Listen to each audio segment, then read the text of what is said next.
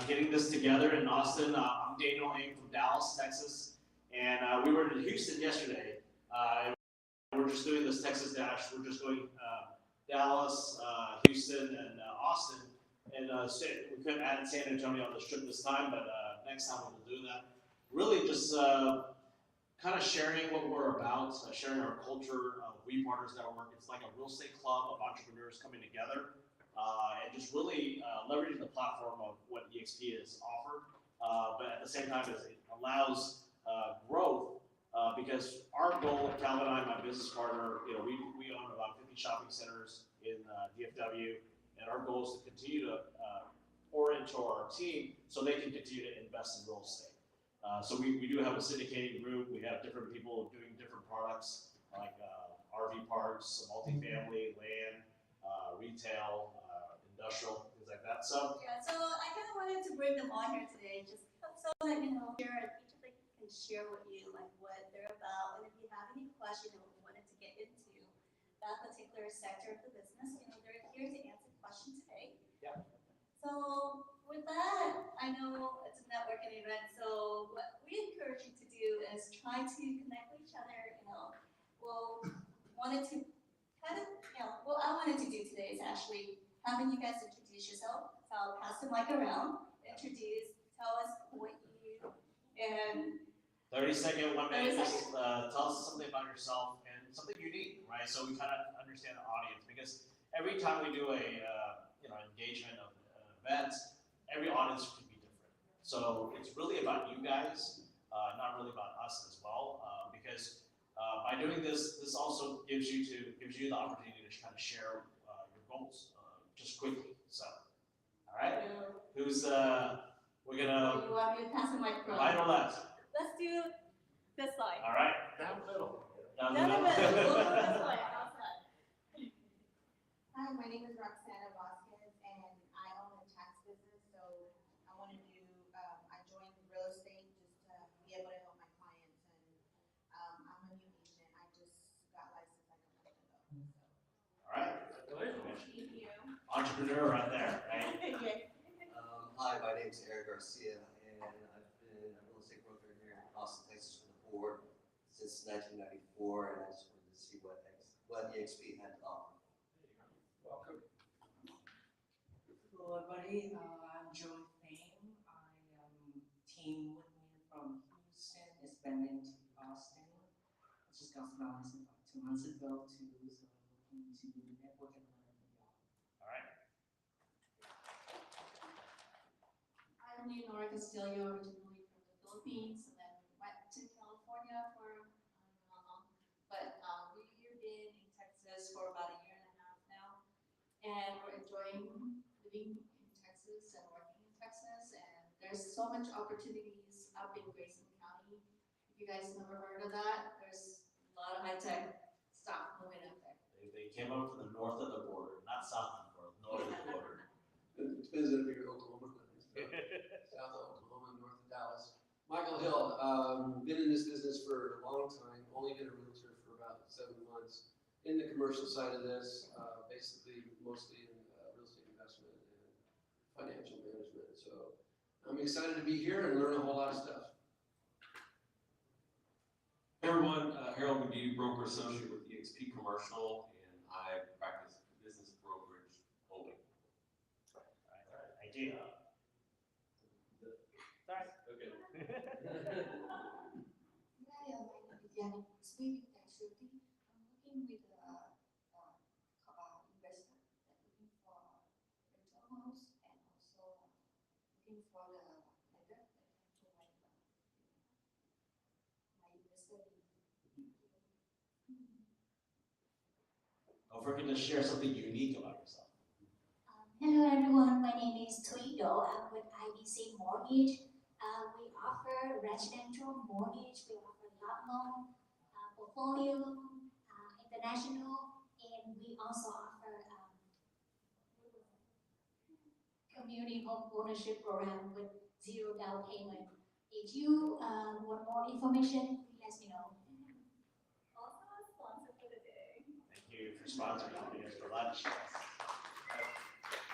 Hello everyone, I'm partner, sponsor, our sponsor. My name is Andy. I got my license 3 months ago, and I do a little bit of short-term rental, and I'm here to network and learn from you guys. And Debbie is my mentor too. So shout out to Debbie. Thank you. Hello everyone, my name is Annie. I'm a loan officer. I work at Safeguard. This is my boss, broker, Debbie. And also that I am the licensed insurance agent. I'm here looking for the network. I offer life, health, Medicare, supplemental, and hopefully that I can exchange your visit card today. That's gonna be awesome. And please help. Thank you. Thank you. Hi, my name is Lance Kellogg. I do both residential and commercial real estate. I'm just here to kind of network and learn a little bit more. I seen one of the guy that was involved in RVs and over there, right? Yeah, the neon guy. Yeah, right. So I had clients to talk about that, so I seen that and then they sent me an invitation, so I thought I'd come and get some information. Hey everyone, my name's Paul. I'm from Dallas, Texas. Daniel's business partner, and here to support Debbie. And then looking forward to meet everyone and network, connect, and do some business. Good morning, everyone. My name is Colin Koo. Working with Kelvin Danny Dallas, specializing in retail and industrial, and I'm here just looking for collaboration in the future. I'm Vanessa Nunez, and I am here by accident because I was supposed to be here for an icon meeting. I'm actually a 7-time icon from the residential and luxury side. However, it's accidental because at the same time we're trying to get Farm and Ranch to get its own division. So hopefully we can network and figure that out. Hi everybody, my name is Tom Chong. I'm with, I've been in real estate brokerage for 18 years. Built my brokerage in greater Boston area up to about 120 agents. Sold it to a national hedge fund in 2014, went back to doing development, flipping houses, so on and so forth, and then was fortunate to find this EXP Realty platform today. Helped me go from broke to living the life I want to live. And I can't wait to share with you. I'll be the last speaker today and try to help you guys share my experiences, the good, the bad, the ugly, and what could be wildly fun in this real estate business. Hi, Christine Chow, I'm a real estate broker. I'm also a property manager. I manage over 100 million in assets. I manage from Austin surrounding areas to San Antonio, everything but Dallas. So Yes. I'm happy to be here. Hi everyone, I'm Carlos Coloma. I'm from Dallas as well with Compact. I'm a commercial broker, also a consultant. There's a lot more than just broker services that you guys can provide, and we're going to show you different avenues that you can do. I'm also an urban pilot, so I have access to a lot of high net worth individuals because we get paid pretty well. We put syndication deals together. So anyway, it's a lot of things that we can talk about. Hi, my name's Keith. Keith from Alabama. I'm one of the speakers today. I'm in EXP Commercial. It'll be almost 3 years in November. That'll be our 3rd year of existence, EXP Commercial. I am a full-time mentor now, which is kind of interesting. It just, morphed. It just morphed into that over the last year and a half. Because our company's all about the new professionals that want to get into the industry, come join us and we'll train you. So that's one important, one unique thing about Keith. I had the honor and privilege for a year and a half to sing in the Charleston Symphony Orchestra Choir.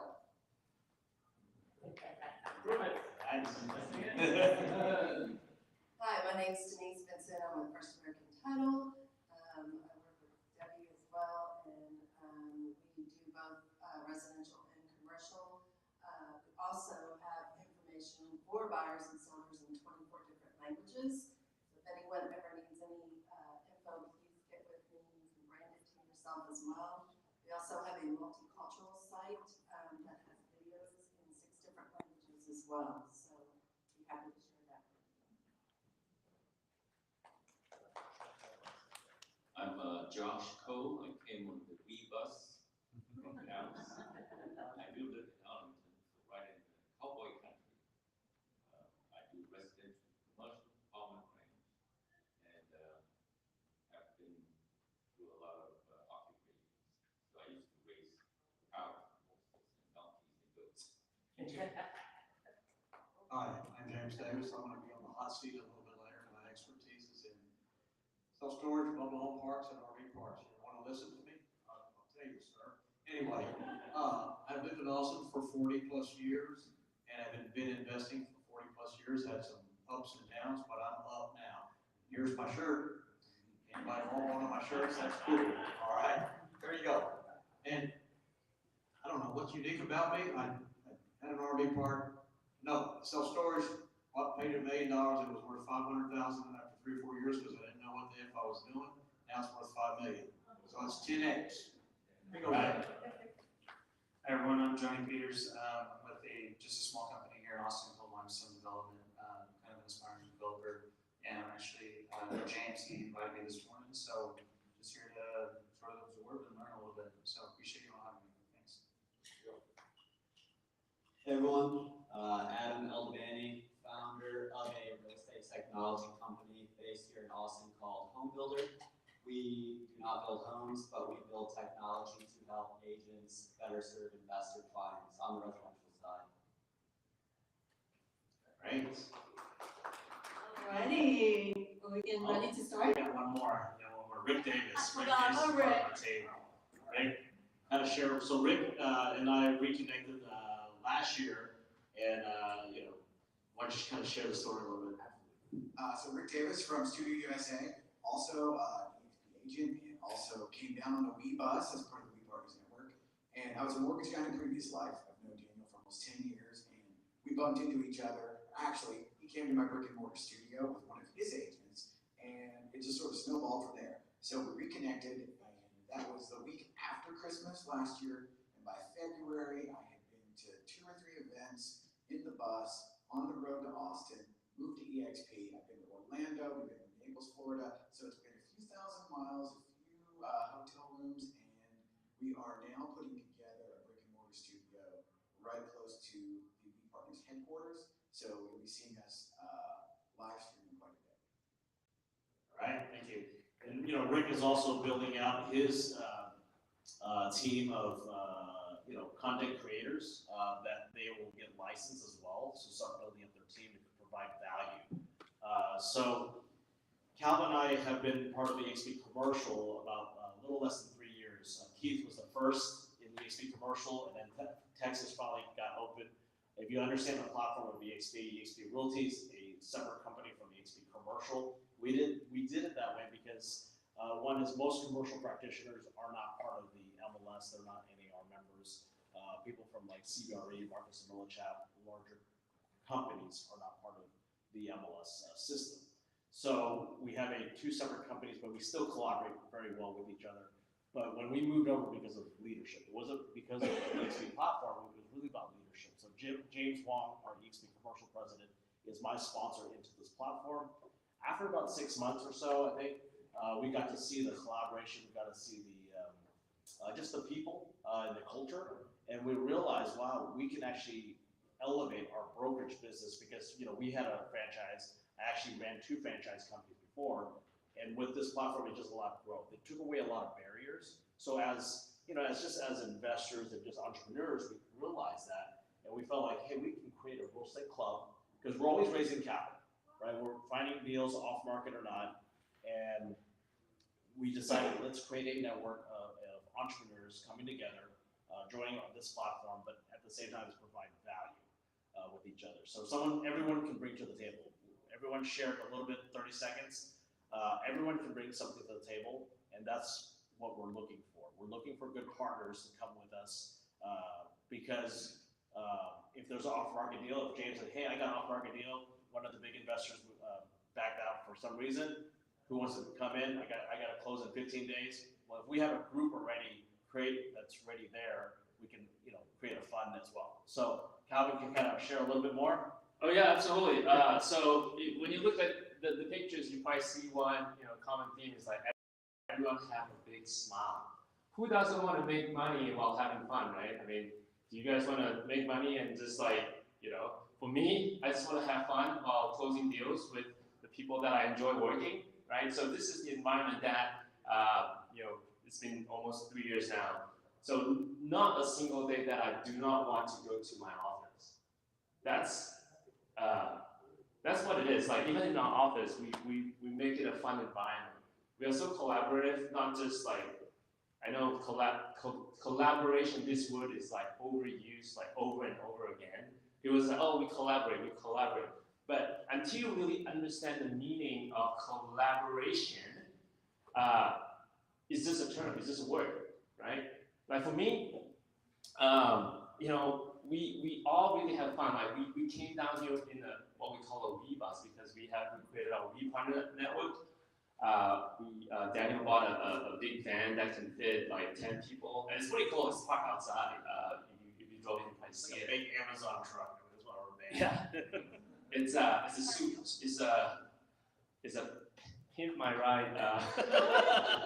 Not quite that yet, but we have a karaoke system and all that. But what it is like we are creating an environment that is so fun that our partners can really enjoy while making money. Especially in this environment right now. I mean, I know Austin is still hot. Is that still the case, or I mean, local here, like local? Down a little bit. It's down a little bit. My wife has indicated that. Yeah. Yeah, your wife is she seems the smartest in the room. So. No, I'm smarter than her. Oh, but you listen to her. That's why I'm smart, right? So, I think gone were the days where like deals just kind of come and go, like you just close like left and right, like with blink of an eye, you get checks from the title company. Now is the time where it really you need to showcase your skill sets and your network and the people that you know in the environment to get the deal work, right? So, Damien, right, you're talking about, hey, you're looking for lenders that can help your investors. Because in this market right now, investors, they are pretty scared right now because they don't know what's going on. They don't know like whether the interest rate is going to still stay elevated. So we as a consultant agent is always constantly trying to find a solution, right? Because if we don't have a solution, that means we don't have any deals. If we don't have any deals, that means like we don't get a check. So how do we how do we,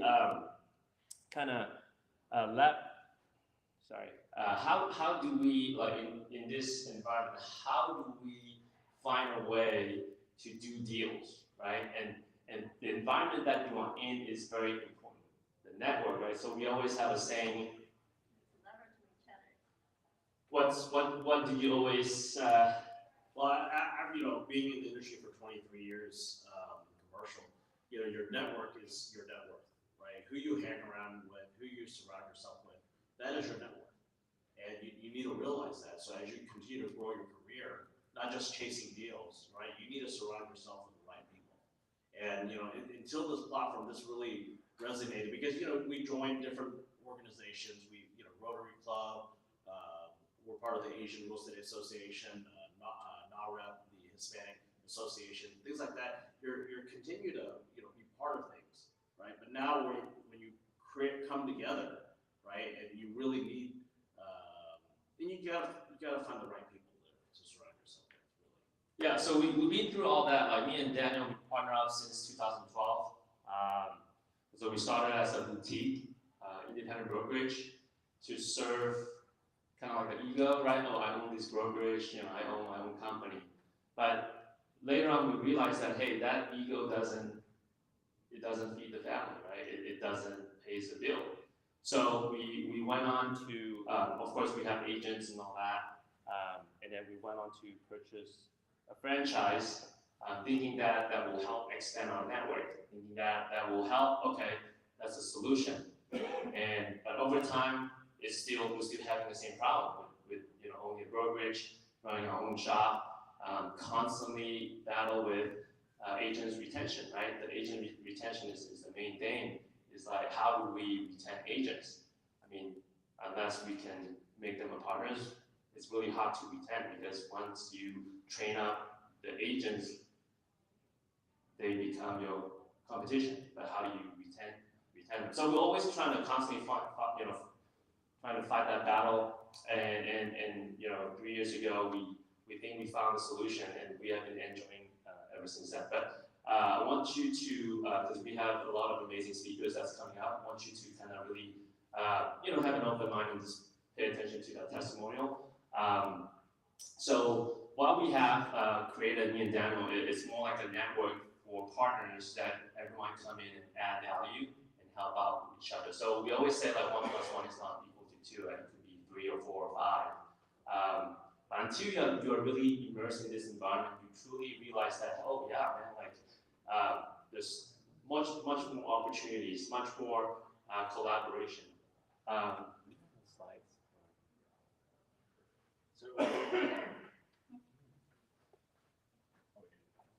So for those, I think some of you guys mentioned that you guys want to learn more about commercial. So really, like the industry, it's commercial brokers. They don't really want to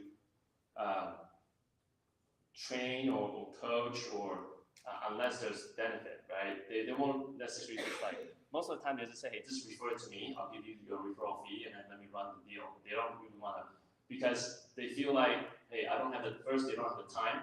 Second is like, hey, I'm not gonna be financially benefited for long term, it's just one-off deals.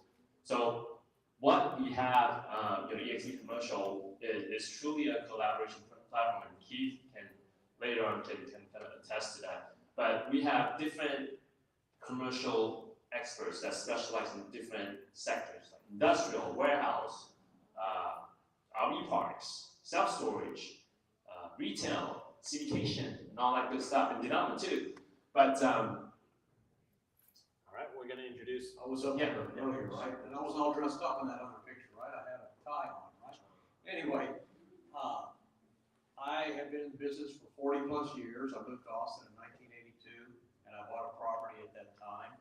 And I bought it, paid $70,000 for it. I did a quick flip, sold it for $297,000, and that was after several years, of course. But now it's worth $600,000. And I have been in the RV park, mobile home park, and self-storage industry as a leadership committee at EXP Commercial ever since coming on board. And there was only 200 commercial agents at that time, a little bit over 2 years ago. Now there is 800 plus, and it's like a group of collaboration.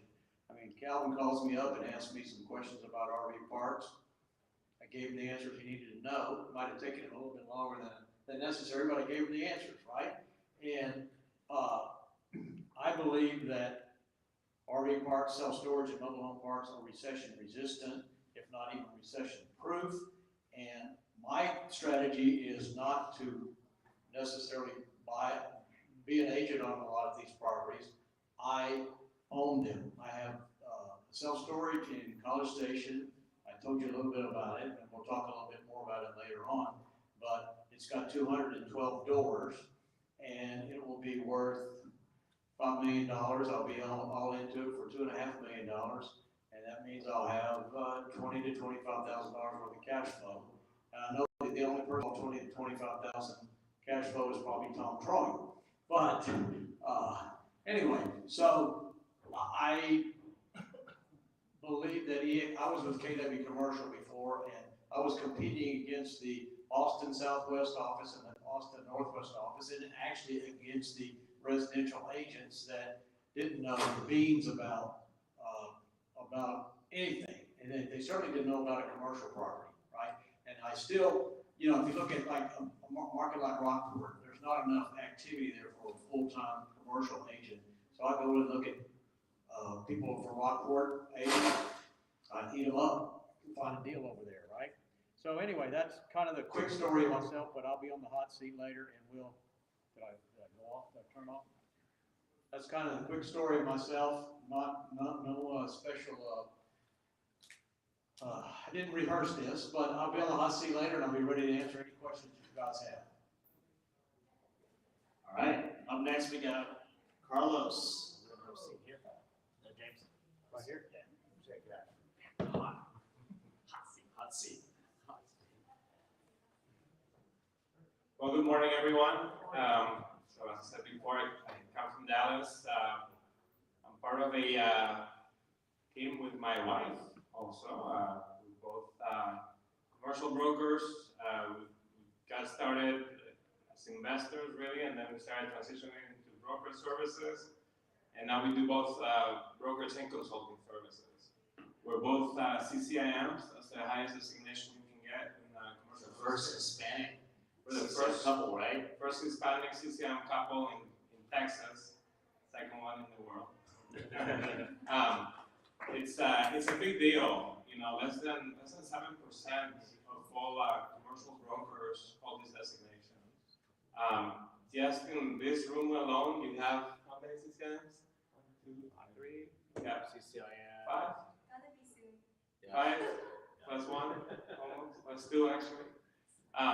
So it's not very common, and you've got a lot of them in here right now. So you are surrounded yourself by being part of this team. You're surrounded yourself by professionals that know what they're doing, that have the experience to show for it too.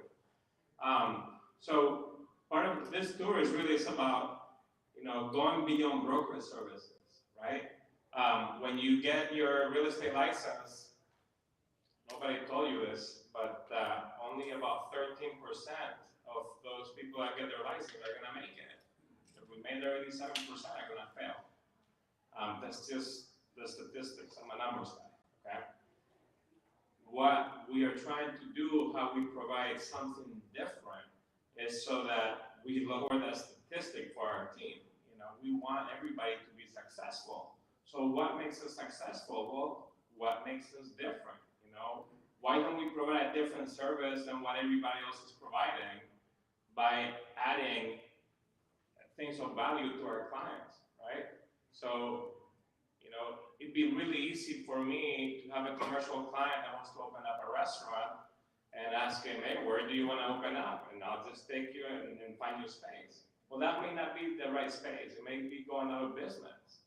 I'm going to be doing consulting services by asking more questions. Like, okay, who's your type of client? Who's your ideal client? Who eats French food at your French restaurant? Who eats escargot? Okay, let me find out where they live based on their demographics, based on their income levels, based on whether they've traveled or not, disposable income, type of job that they hold. So there's a lot more to it, right? You can do consulting services. Yes, you have a real estate license that even though you went through real estate school and it taught you all about residential, you can sell commercial also. They just never taught you commercial. We have the team to provide that information to you and hold you by the hand for the ride. More things that you can do, you can partner up for investment deals, right? You have a lot of experienced people that have in the investment department that you can invest with. You can be part of a syndication with them. You can also do mentoring, and I guess Keith is going to speak later about that too. If you are experienced, you can do mentoring. So you have different avenues of streams of income, per se, so that when the market is down and you can't sell a home anymore, well, you know what, you can do consulting, you can do commercial, you can do mentoring, you can do investing, okay? And so, above all, you know, if you understand your market and you understand what's going on, you'll be able to dominate that market. Here in Austin, couldn't believe the statistics. You guys are growing at 14% a year. That's an extra 60 to 70,000 people moving in, you know, and all these people not only need homes, but they also need, you know, more retail. They need more schools. They need more office space. So there's so much opportunity here at the rate of growth that you guys have that there's ways to take advantage of it. Something, and I'll be short up, just finishing up right now. Somebody was mentioning, I think you just said that your wife said that the home sales are coming down, right? They got back to normal, is the truth. Right. So in our market in Dallas, for the past several years, you know, people that were buying homes, California people were coming over and offering $30,000, $40,000, $50,000 above asking price, and just stealing those deals, right? Well, now everything has quieted down quite a bit. I mean, it's a lot, like like we thought it was gonna be many years ago before people started coming over. It's not that we have reached a bubble, I call it a virtual bubble. Yes, the interest rates have gone up. It has made the local market to slow down and stop from buying, but it's temporary because it's all about supply and demand. We have 150,000 people moving to North Texas. The same way you guys have 60, 70,000 people moving in. There is a demand for the real estate. The supply, the inventory is still low, but there's gonna be a different way of getting into purchasing again, and that's gonna be, the banks are gonna have to change and be a little bit more risky, like back in 2003, 2004, when they were giving lower LTV. So since they can't control interest rates to lower those interest rates, we're gonna have those high interest rates for probably about another 2 years or so. The banks are gonna start giving out loans probably at 95 loan to value or even 100% financing to us investors. So start looking for investors, you know. We're gonna be buying here in the next probably a year or so once the banks start being a little bit riskier and giving us more money. And we'd be able to capitalize on that by having a greater return on investment. So anyway, look for me later, we can talk some more. All right, thank you, Carlos. We got Keith Andrews from Alabama. So if you observe things like I do, did you just notice that I followed him again? Did you notice that?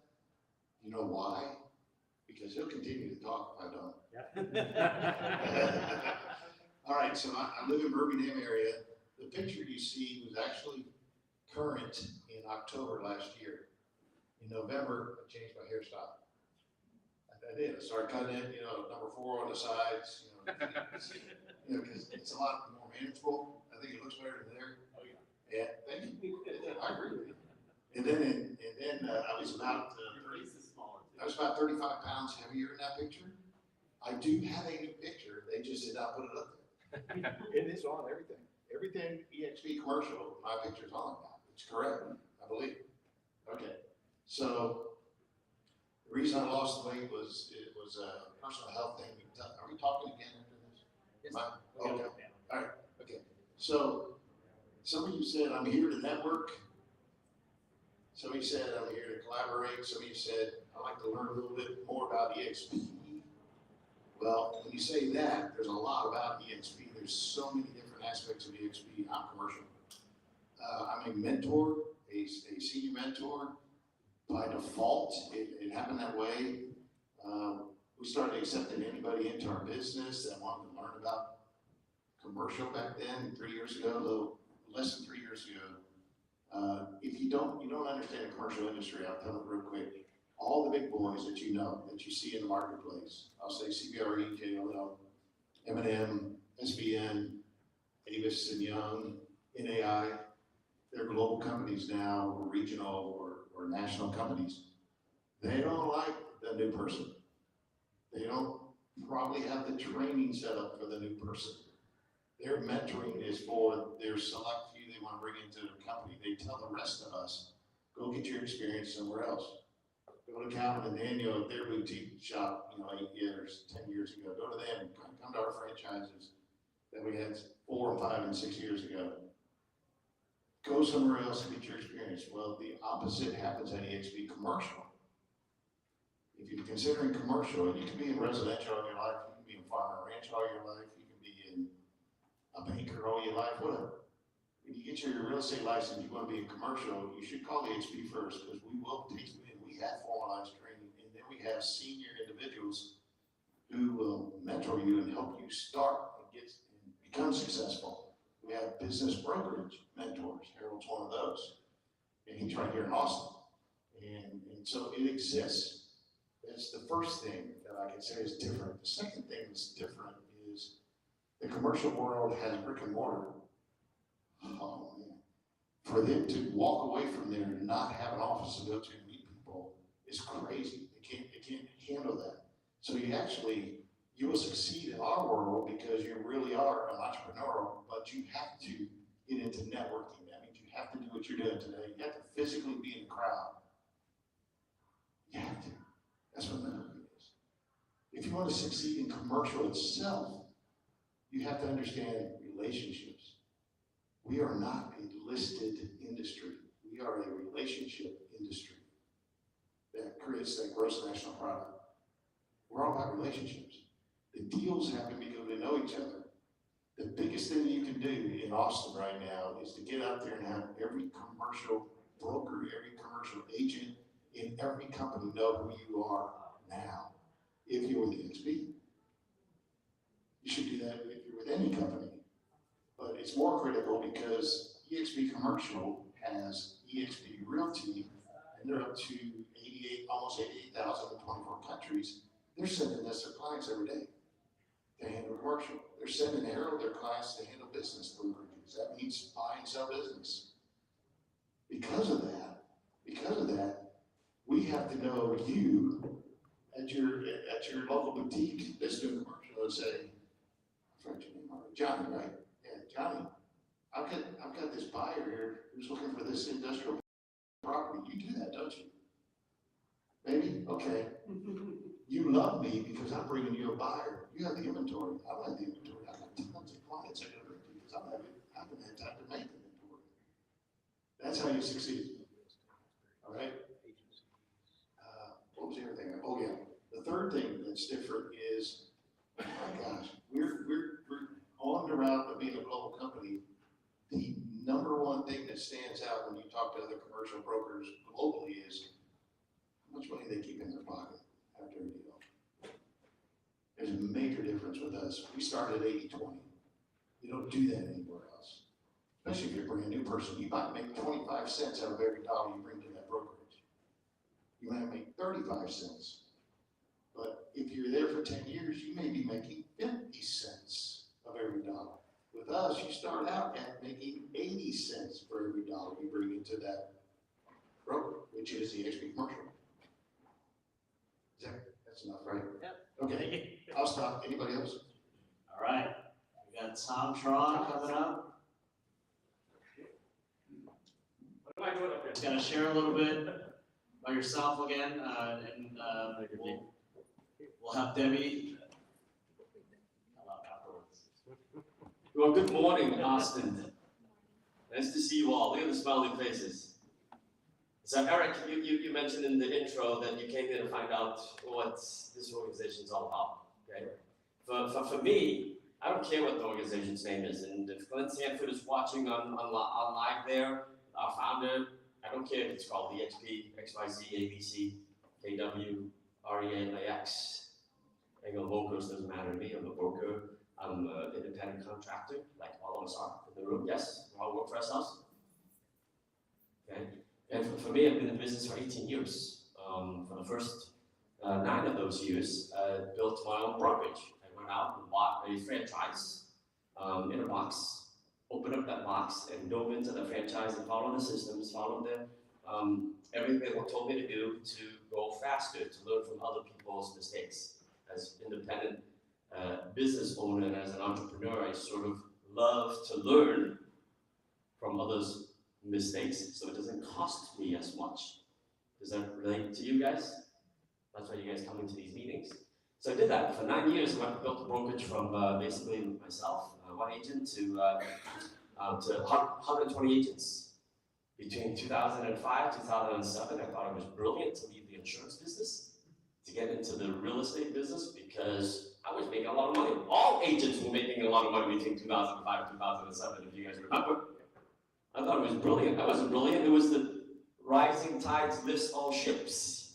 And then what happened in 07, 08? For those who've been around the business for long enough. The tide went out. When the tide went out, then the brokerage platform, then the franchise, then the system got exposed. It exposed all the faults, all of the things that it wasn't the franchise brand. It was, what did they really provide, right? And so really, I kept growing despite being a franchisor, and I grew through a lot of mistakes. Got that to 2014. The economy had come back by 2014. And we have been on a good run for 7, 8 years. And I'm a financial guy, so I'm thinking, oh my God, how much longer is it going to last? This rising tide. Let's position the company to sell it now. That was one of the criteria, was to sell the company now in late 2014, going in 2015, and allow the next company to buy me to basically reap the benefits of this rising tide while they paid me a nice multiple, 4 times dividend for the next 2 years. And it worked. The plan worked, right? They have to get their money back, and we in 2015, 2016, the economy, real estate kept going up, and my bonus went from 4x to 4.25x, while I made back and did my real estate sales, went from 5 million in sales volume to 15 million in sales volume, like clockwork, developed my business, my real estate investments, my Airbnb, invested in the stock market, all that stuff, and found freedom. The second reason why I sold my real estate brokerage was, somebody said it earlier, where, Calvin, you said that earlier, where I was training rookies to become rock stars, and somewhere along the line when they became a rock star, they forgot who trained them. And then they leave for greener pastures. And it was more the heartaches that made me decide to sell my brokerage, was the heartaches. It wasn't the headaches. I can stand the headaches, withstand the headaches. I can stand the babysitting, the coaching, the mentoring, the cutting the checks, the going to court because they messed up with the lending liability, or they misdisclosed something and trying to defend it in the court of law, right? I could handle that because I'm a big boy and have insurance for that. But it was the hurt feelings that they forget. And as a coach, as a mentor, as a leader, we want people to thrive. We want people to, when the student becomes the master really succeeded really well, right? But in business and real estate, if you don't reap the financial benefits, guess what? You're on a hamster wheel, again, for those who are team leaders and broker owners. It's a constant hamster wheel where you're trading time for money. And if I didn't put the time in real estate, I wouldn't have the money. Okay. Then I found this platform 5.5 years ago. And again, it doesn't matter that it's called the EXP. I don't give a rip. It's what can this platform do for myself and to help other people succeed. So this platform allowed me the ability to go from one, because when I joined, I came over by myself. Even though my non-compete had already finished with the whole brokerage, I could take all 120 agents with me. I did not take the high road because the real estate world is a small world. Your reputation precedes you, right? And so I actually called them and I said, can I buy my brokerage back? You paid me 4.2 times earnings. I'm ready to stroke the check and buy it all back, give it back to you. And I want to take my 120 agents to me with this new platform because I think it's a better platform. They said no. Thanks, Tom, but no, because they're doing it right. So I started from scratch. So guess what? Under this platform, where the agents are the owners of the company, where we all have equity in the company, where we're all aligned and collaborating, we're sharing trade secrets with one another, and I come from Boston to Austin to help Debbie build her organization. Boston to Austin, that sounds good. Right? Where we have ownership, where we have health insurance, where we have more training than we can ever humanly consume, where the training is fresh and new each and every week, where we have the staff to package all the training, to take the old stuff that doesn't apply anymore and throw it away and replace it with the new stuff that is important today. Where we can grow a business and a team without borders, right? When I owned my franchise, I was limited to this territory of, 150,000 population, and I bought a bigger territory with 250,000 population, and I bought that territory. And boy, that franchise owner better not step into my territory. It was like territorial. And in this platform, my organization is now in 37 states and 5 countries and continuing to grow. And it's our relationships that take us to where our business goes. And then the ability to mentor, what Keith said here, to take a rookie and turn him into a rock star, to make a junior, to make him a senior, and then receive residual income from them for every transaction they do for the rest of their real estate career. So if they want to go out and hang their own shingle, they can, but they're rather tethered to you to get this residual income thing. And that's changed my life. So I went from 1 to 120 agents in literally 9 months, compared to 9 years in the old platform. And today, after just less than 6 years, our organization has grown to 1 to 1,200 agents. That's 10x in a very short period of time. If you can condense 9 years versus 6 years, that's like 40x. And that's why I love this platform. That's travel the country to show agents what's possible. When I have an opportunity to share with you, and as the last speaker, I'll share with you what the platform can do for real estate entrepreneurs to take your business to a whole new level and to live the life you've always dreamt of. More time freedom, more financial freedom, and for at least me who loves to travel, who love people, location freedom.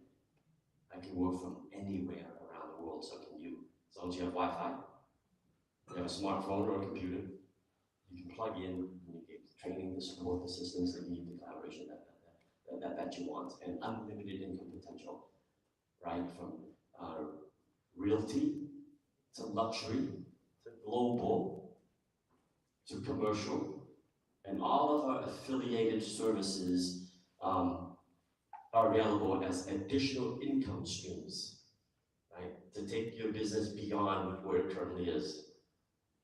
Think about look at your bank account, folks, tonight. Look at your bank account, and look at the deposits, and look at the source of those deposits. How diversified are you? You've probably heard multiple streams of income allows you to have stability, flexibility, to weather all storms. And we all try to do that, but how many different sources of income is hitting your bank account right now? Look back 30 days, look back 90 days, look back for 1 whole year. And if that one source of income went away, or those 2 sources of income went away, what happens then to the stability, this life that you think is so good? How good is it really? And for me, under this platform, I found 7, 12, 13 different streams of income. And if one went away, if Boston got hit with a catastrophe, well, I got a team here in Austin and Dallas and Houston that still thrives. If California falls into the ocean, I still got people in Hong Kong and Australia and Brazil and Mexico doing transactions. Unless it's a world catastrophe, my business income is still steady. Think about that as you progress in your real estate career or whatever business you're in. How many streams of income you have, right? So that's why I'm here. That's fired up about life.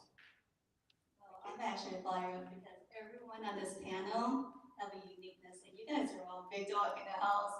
But beforehand, I also wanted to get our attendees here asking the questions, because each one of you guys have a uniqueness.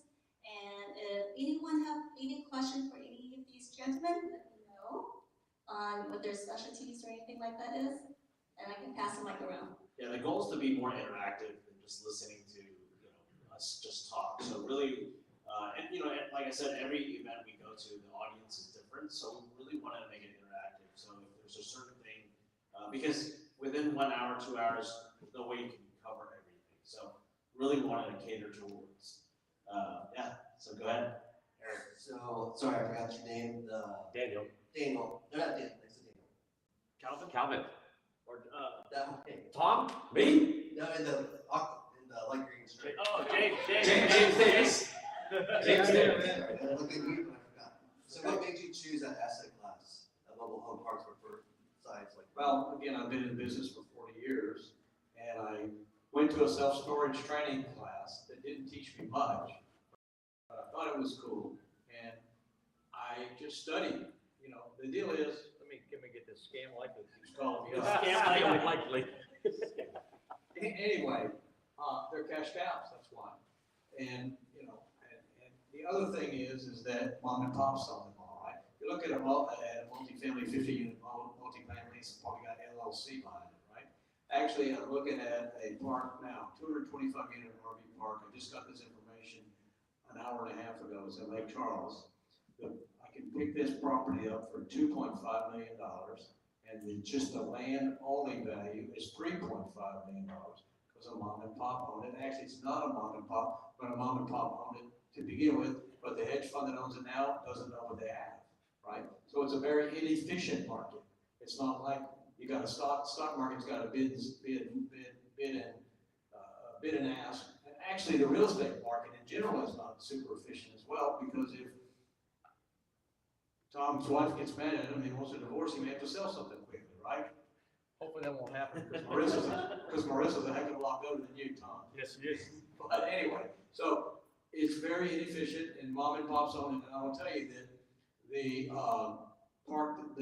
self-storage that I have in College Station, it's 8 miles from Kyle Field. That's where the Texas A&M Aggies play.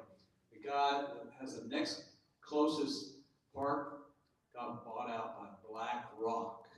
That's and so BlackRock sells at a 4 cap, or buys at a 4 or 5 cap, and the market is now at an 8% cap rate. And I don't know if you know what a cap rate is, but the difference between a 4 cap and an 8 cap, twice the price, right?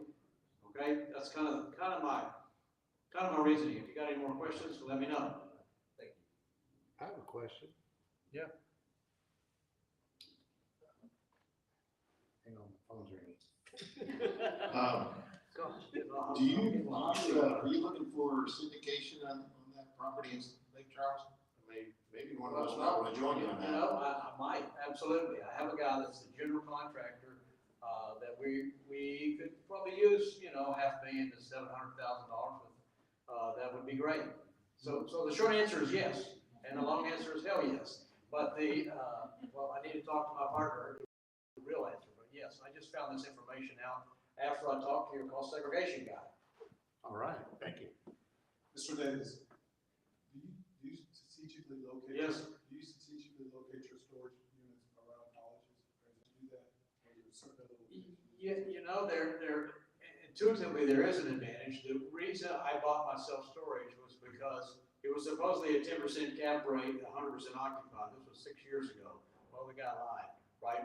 And 100% occupied became 70% occupied, and I didn't know what the heck I was doing when I operated it, so it became 25% occupied. But I think the short answer is yes, because not necessarily to go after the college students, but you have a good population of educated people there with the professors, et cetera, and the ancillary businesses going on. Texas A&M has 65,000 students, but I guarantee that there's probably 100,000 ancillary restaurants and professors, et cetera, et cetera. I do not go after the college students. Actually, I was in a conversation this morning with my lady who runs the place. By the way, she lives in Austin, but she actually lived in Tel Aviv, Israel for 9 months when she ran the College Station self-storage. That's a heck of a lot longer than 2 hours away, is it not? But anyway, she says that college students, they're in the butt, right? Because they, you know, after I had this property, I didn't understand the college student game, but here's what happens in the college student games. These wealthy people, they get kicked out of their apartment for 2 weeks because they got to go clean them, right? So I made $2,500 on extra on in that month, but then I had a service called Spareflip, which charges, they're the consolidator, they charge 1 month's worth of rent. So I made $2,500 and got billed $2,400, right?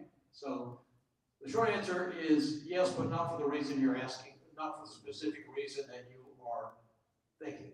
Is it better to buy a storage facility already complete, or is it better to buy the ground and build it up? You know, I do a combination of that. I think it went off. I don't know.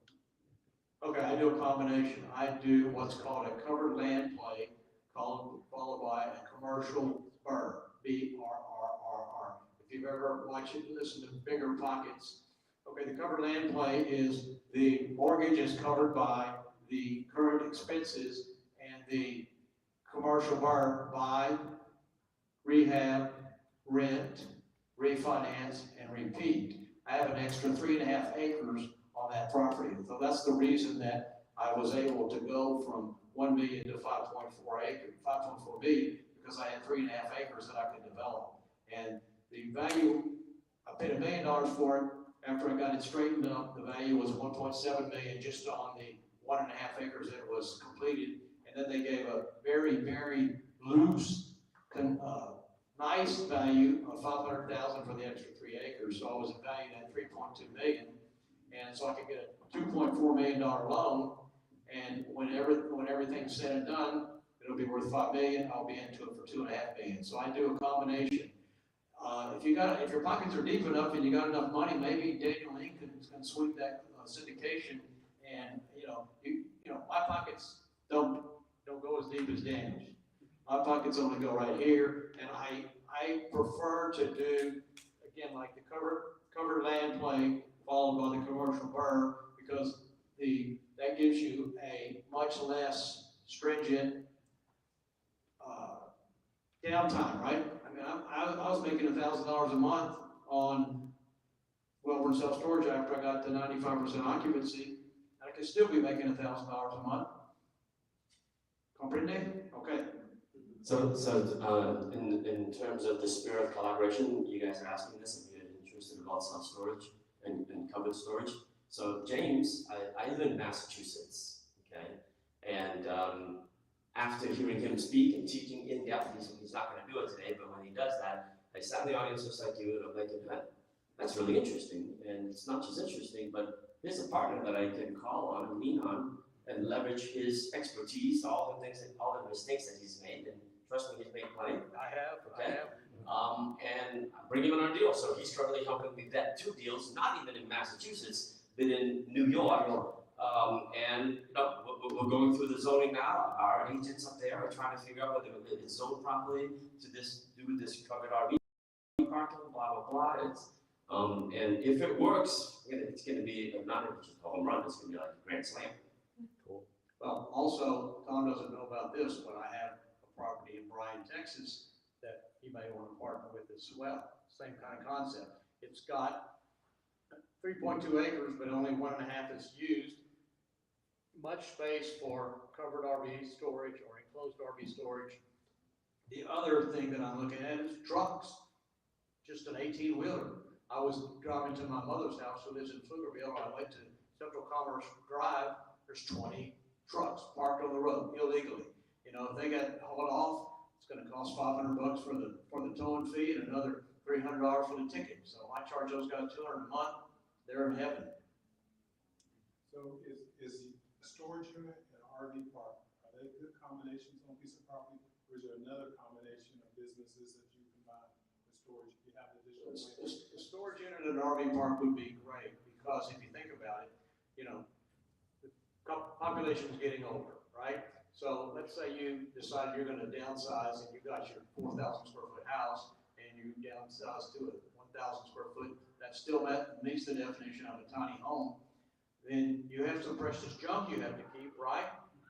Okay, so yeah, and actually there's a place in Dale Valley, I don't remember the name of it, but it's right off State Highway 130. They have a small single wide mobile homes, which I want to run the RV park like a mobile home park, because I don't want people coming in every Friday and Saturday and staying and making $60 a night. I want to get somebody making $500 or $600 a month and staying there forever. They have a little storage facility for each of their units, and they might sell it to them, but I bet they rent it to them for $50 a month. You want to be in the rental business. I'm renting dirt. In any case, there's nothing could go wrong with self-storage. I've had mine for 6 years. The only thing that's gone wrong is I had the gate's bad, but I got a new gate, and I had a roof leak. My little mobile home park that I have up in Fayetteville, Arkansas. I want to convert that to a tiny home park that has a lot nicer tone to it than a park with an RV. But anyway, and the only thing that went wrong with that is it's on well and septic. I had lots of well and septic problems. And the other big problem is there's a damn house on it. The house always causes me air conditioner problems, this and that. I'm reading dirt for the most practical purposes on any of my assets. Questions? Yep. Hi, my name is Tim. I really appreciate all the expertise that's in this room. I have kind of like a 50,000 foot level question for you all. There's been a kind of like a conversation, or at least kind of like it's like a high level kind of buzz around World Economic Forum. They were talking about like you'll own nothing and be happy, and then now on top of that you're pairing up with like these big institutions that own like 88% of the stock market. I'm talking about BlackRock, State Street, Vanguard. From a profession level, how do you see that affecting our profession, especially with now that back in 2008, these institutions weren't going after single family homes, but now that's an asset class for them moving into the future. So take that. It is. I take it. Go ahead. I'll take it. Go ahead, take it. People that can Terry talked enough. That's right. That's right. I'll go last. Just asking a question about residential, right? Yeah, kind of like a profession in general, right? I think he's in the residential world. Anything anybody does in the commercial world, we all benefit. It's awesome. There's always opportunity for us as agents or brokers. Carlos. So he was, the first thing he said is that it's a 50,000 foot question. I usually fly around 40,000 feet. So get it. So you're right. You know, there's all kinds of big investors and hedge funds looking into investment properties in the single family world. You know, we've had those in the commercial world. That's what we see most of the time. But in the same way, you're seeing smaller investors going into the commercial world to compete with those hedge funds, or even buy directly from them. So we are trying, believe it or not, there's a lot more people trying to get out of the rat race. They're understanding of the cash flow models, understanding of ways to get to financial freedom. It's just partnering up with the right type of people that are going to be able to hold you by the hand and take you for the ride. The markets are constantly changing, especially as fast as the stock market can change with a horrible event like 9/11, the stock can just suddenly drop. The difference with real estate, particularly in the investment world, is everything happens slower, so you see it coming. And it's also driven by cycles. So if you study history and you see what happened on a 20-year cycle, then it just repeats itself. So you just start looking at interest rates. What were people doing when interest rates were at 6-7%? You know, what were the banks doing? So being able to analyze all of that and get yourself in that market to take advantage of that. It's a great question. So the BlackRocks of the world are buying, they're in their local market, and they're controlling 70-80% of all the inventory that we all service, right? You might think of that as a negative, Tim, right? Okay. Well, here's the challenge that they all have. They are operating at a 40,000 foot view. They have this goal to buy up all this little stuff because there's a lot of equity equity play they can have over time. Here's the challenge: is they still need to fulfill the last mile or the first mile, right? And who can help them fulfill the last mile? Us, all of us in the room. You need to somehow get your name in front of them to prove to them that you are the local professional that can get them to that last mile in Austin, that can identify the distressed assets, the ones that yield the right ROI for them. And then they need us to help acquire, and then eventually acquire, manage, and then eventually liquidate. You think those guys want to go out and get a real estate license? You think they want to go door to door knocking on doors saying, hey, would you like to sell this house? Because I got an institutional buyer who will pay top dollar for that. You could be their guy to deliver the last mile, to complete that last piece of the puzzle. No, you don't think so? I'll be brief. BlackRock is in all kinds of business, office, retail, self-storage, single families. I see BlackRock. Oh, it's off, sorry, Dave. I see BlackRock selling self-storage because they're having to service their office and retail client and maybe even single family. They buy it retail, I buy it wholesale, and I don't. I'll tell you a quick story. I bought a property, 1984, $60,000, $73,000 all in. That was all in. I had to fix everything out. It was appraised at $95,000, and my wife, who was my girlfriend at the time, who's still smarter than me, bought a house, identical house, for $60,000, all fixed up. So 90 minus 60 divided by 60, 90 minus 60 is 30, divided by 60, that's a 50% drop. BlackRock could see something like that. I don't think they're going to see 50% block. That was in the Reagan or Carter years, whichever your party you represent. Let me tell you a quick story, okay? So back in 2007 to 2010, the REO crisis was crazy, right? There were real estate brokers who controlled the listings that they got from HUD, Fannie Mae, Freddie Mac, all the banks, all this stuff.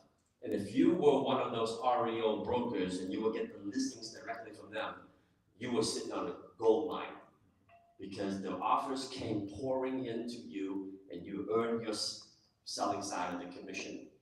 Okay? I was one of those brokers who competed to be on that list for the banks to call me to give me their assets. I would do free broker price opinions just to get a contact, just to get my foot in the door to get those assignments. Does everybody remember that? Okay? Well, this time around, it's happening again. So this time around, I got a call about a year ago from one of these asset managers. They had just called me and says, Tom, we just purchased a book of 5,000 distressed notes in second position. Okay? And you were our guy in Massachusetts, you're our guy again in Massachusetts. I said, oh, this happens better for you. Because I know what the pain that they went through. They had to find every guy or gal in every state, in every last mile, to go and knock on that door, to talk to the owner, to determine occupancy, to see if what kind of work it needs. Do we have to get eviction? They don't have contacts with the local sheriff to go deliver an eviction notice. They don't have the clean out companies. They don't have the landscaping companies. They don't have any of the maintenance people. We were that last mile. So this time around, I said, hey, guess what? I upgraded my real estate platform. I'm now with an organization that can service you 50 states. I'm your only point of contact. You no longer need to find 500 agents in 500 different cities to liquidate this asset in second position. That's what we're doing right now. And then my second relationship with my agent in my level 3 has the same relationship, so I'm coaching him. So he basically went back to the 40, 50,000 foot view, the guys that sit in the ivory tower, and he is their solution. They still have to move this stuff. So, piggybacking off of that, so in the 2008, 2009, when he was selling those REOs, I was buying them.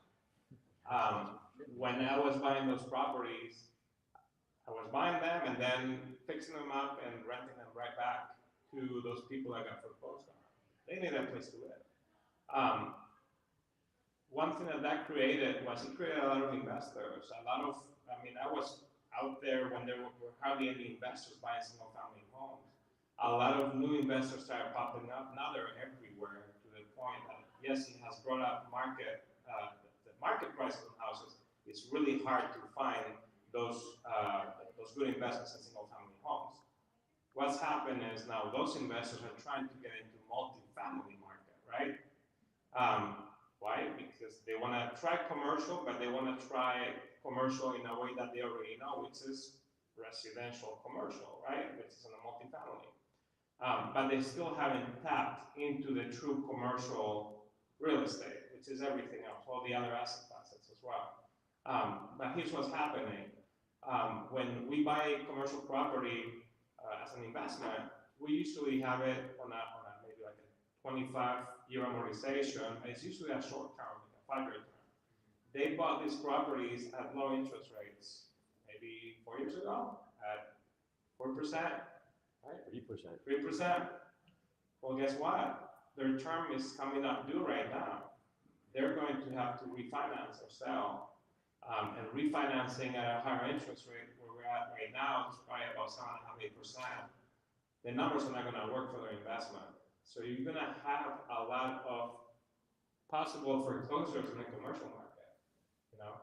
And it's just a matter of us being there with cash available and ready to buy, and we'll be able to get some of those properties at $2,700. Michael. You're gonna be buying next time, right? I'm buying now. That's what I meant, right. I have 2 questions actually for the office space. How much of an impact for the remote work culture right now, and what do you forecast in the future? Would it continue on, or would it, how would you forecast it? Well, I can take that. You're the office guy. So with the office sectors, obviously a lot of major companies, they are requiring their employees to go, either come back to the office or just go find some other opportunity. So it's already happening, but COVID really had a huge impact to the office sectors, right? There's no doubt about it that, the need for major big office space, even tech company, they are reducing their footprint. Austin downtown or like Dallas downtown, and then all the major CBD office buildings, high rises. Right now, like almost half of them are empty. If you drive through, you look in the parking garages. I mean, there's no cars in there, right? So so the investors that owns those high rises office, mostly pension funds and hedge funds and whatnot. I mean, they're already writing off. They're already selling it right now at a huge discount. Like, especially in California, like they're selling at 70-80% discount. San Francisco is tough. I mean, anyone went to San Francisco lately? Like the downtown, like have you been there at nighttime? It's horrible. At nighttime. So so to kind of answer your questions, the high-rise, high-density, like older office building, like Class B and B minus, is really hard to compete because the cost to renovate like a building, even the lobby, the restroom, it costs so much to renovate to try to compete with like a nicer office building. So there's a lot of opportunity right now to buy those type of office building at a huge discount. But the thing is, the question is like, what are you going to turn into, like the building? There's a lot of people talking about adaptive reuse, trying to convert that to affordable housing, especially in those extensive markets like high density like New York or California. With that, because it's very costly to convert those concrete building into residence, because your plumbing, your electrical, everything, it's super costly. So that takes a lot of it does require like state or the city incentive to incentivize developers, because developers are in the market to make a profit, right? They're not in a charity business. They're not just going to do a project just they feel good about it. I'm helping people that they affordable housing. So everything is all about numbers, and that's why commercial is all about numbers.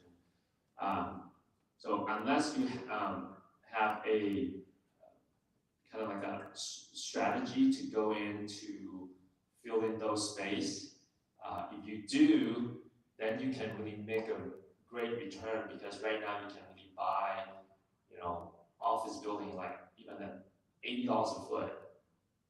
Like it's cheap, but the thing is like you have to find something that you can put into.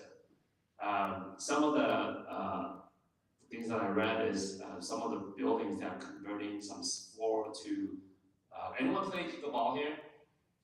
Yeah, right. I mean, pickleball is like And like, it's basically everyone, it's not just older generation now, it's like younger generation. So some of the office building, like there's one in Dallas, they're converting some floors into like pickleball court. Even like big shopping malls too. Because if you walk into a shopping mall these days, like, I mean, it's pretty empty. Like, so, There's a Sears empty, that's for sure. yeah. And some of the ideas is like convert them to like pickleball court, right? So that you can still bring traffic in the mall and kind of help out the restaurants inside the mall. Because otherwise, like, you know, big malls are also going through a challenging period right now. So I hope that answers your question. I don't really have a answer on how to solve that issue. It's just, you know, just like big malls, right? Big malls are hurting because of Amazon. They just have to constantly try to find ways. Some of the regional malls and big malls in Dallas, they are going through redevelopment right now. They have to put, you know, mixed use, right? Apartments. Because your parking, I mean, it used to be like you have a big malls and like you have a ton of concrete around it, right? But the thing is, like, with lesser people going to shopping malls, I mean, those parking lots aren't being utilized. So people are like, the developer coming in and do a redevelopment to mixed use, and it's basically it works. So something that I noticed, I mean, think about it, what caused the office space to decline, right? Prior to the pandemic, office buildings, especially downtown locations, sky rises, New York, Boston, Dallas, Houston, they were filled up, they were occupied, businesses moving in, they always want to move into a financial district downtown, right? What happens during the pandemic? This is what caused it. Well, guess what? Now you have to social distance in the elevators, right? Remember that? Imagine going up 150 stories up, having to only have 4 people in an elevator. There's going to be a huge line of people waiting to get on the elevator. So they said that the commute times to work to their office in those sky rises increased by an average of about 3 hours. So just imagine going to commute 3 hours. That's why so many businesses were saying, well, guess what? Work from home, because you're wasting 3 hours just commuting to work, just waiting on the elevator to get upstairs, right? That's when they realized, well, guess what? Since if they can work from home with Zoom, we don't need as much space anymore, right? So there's downsides. So that's how all the buildings started emptying out. They found they had to readdress the problem and focus on a new solution for them. So they said, well, maybe we need to start moving to suburb areas where there's smaller buildings, where they only have to go up 3 flights of stairs, they don't need elevators necessarily, right? At the same time, thanks to the pandemic, malls, right? They're closing shop due to the emergence of e-commerce, right? People need to investors, they need to start getting creative, saying, well, what are we going to do with our office space, downtown locations? Well, it may be a prime area to do residential, turn it into condos, you know. Malls, well, malls are spaces that are becoming vacant, that maybe some of those office users that are moving to the suburbs, they'll be able to use that. There's only 3 flights of stairs. Maybe you can convert some of those mall areas, mixed use, to maybe office space over there too. So as time goes by, as things happen, as events happen, investors need to readapt to the conditions to provide a solution and still be able to make money. They're not in it to lose money, right? Just 2 quick points. One is there's a old mall in Boston. Maybe Tom's familiar with it. It's only 2 stories. The second story is all residential, number 1. Number 2 is I live in a detached condo subdivision. I'm twice as old as most of the people who live there, although I look younger than most of them.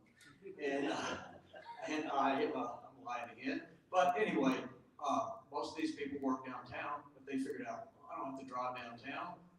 I don't have to go to the dry cleaners. I don't have to go out to eat.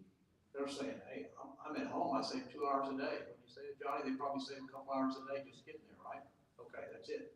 Quick. And studies have shown that employees are happier at home, they're more productive at home, and they're willing to take a pay cut if they need to have the flexibility of being there to allow them to be there when the kids go to on the bus and to pick up the kids when they come home. Right? I mean, this market is continually shifting. At our company, when I joined the company 5.5 years ago, we had about 400 full-time support staffers to support 6,000 agents. Today, we've grown to 88,000 agents, and we've got about 1,900 full-time support staffers. And whenever we have a job opening, we post it on the job boards, it's literally hundreds, if not thousands, of applicants that come pouring in because they can work virtually, and they, instead of bidding the salary up, find that they actually bid the salary down, saying I can do a better job and I'll take less if you allow me the flexibility. If you allow me to do the work from 8 p.m. to 10 p.m., well, I can read a story to my child before they go to bed and not get caught up with my work. By tomorrow morning, my work is done. What difference does it make? It improves the quality of my life and my family. Well, you know what? We can restart. Let's actually kind of get some of our sponsor up and then grab lunch, and we can kind of regroup again and see if we can share some more ideas. Awesome. Thank you. So before we head and grab our lunch, I would love to introduce Will Chef, IBC Bank, one of our sponsors for lunch and this event today, and a mini commercial. Will. Thank you, Debbie. Appreciate it very much. Again, I'm Will Schiff. I'm with IBC Mortgage, the division manager here for a part of IBC Bank. And I'm not sure if any of you have heard of IBC Bank before, but we're a community bank. We're actually based in South Texas. We have branches all over Texas and Oklahoma. But IBC Mortgage, we're a residential lender. And our operations center is based here in Austin, Texas, just right down the road on 183. So we're a local lender. We offer a wide array of products, you know, conventional FHA, VA, all of the standard programs, but we're also a portfolio lender. So things like foreign national loans that other banks and lenders may be not so great at, that is something that is right in our wheelhouse.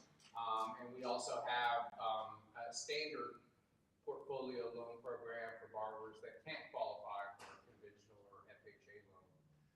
Also wanted to mention that we recently introduced a community home ownership program. This is a true zero down, no mortgage insurance, 30-year fixed rate loan program that any borrower can be eligible for if they're a first-time home buyer, if they're low to moderate income, and the property's in any majority minority census tract of Austin, Dallas, San Antonio, and forgetting one other major city, Houston, as well. So we're offering that statewide. That program is a portfolio loan program. In addition to the zero down, we also have a special grant that the borrower may qualify for up to $10,000. So it can be a true zero down, zero out of pocket loan program. We've done a lot of studies in that space over the past 12 months. Some major banks, Bank of America has a program similar to that. That's already out there, and several other banks have very similar programs. I think what sets this one apart is we want to set the borrower up for success. There is no credit score requirement for this particular loan program. So by that, we don't want to leave the customer with really zero money in the bank after they complete the purchase. So with that grant program, they're able to do that and save some money for reserves once they actually get into the property. I won't take up too much more of your time. I know we want to get to lunch. I did want to introduce our mortgage loan originator in Austin. Tweedo is here in the room with you all today. So if you have any questions about that loan program or anything else about IBC Mortgage, please stop by, introduce yourself. She'll be glad to answer any questions and also give you her business card as well. So thank you all. Thank you, Will. And also I want to say thank you to Jeff from Onward Roofing for sponsoring. Say hi. Hey. I'm Jeff Rossman, and I manage the Onward Roofing Company, so we just sponsor events like this just because we usually cater to real estate transactions and things like that. So if anyone needs any of our services, you know, so thank you. Thank you. lunch is back here. Let's go meet them for lunch and then just network a little bit, get to know everyone. Denise, everyone knows her. She doesn't want to speak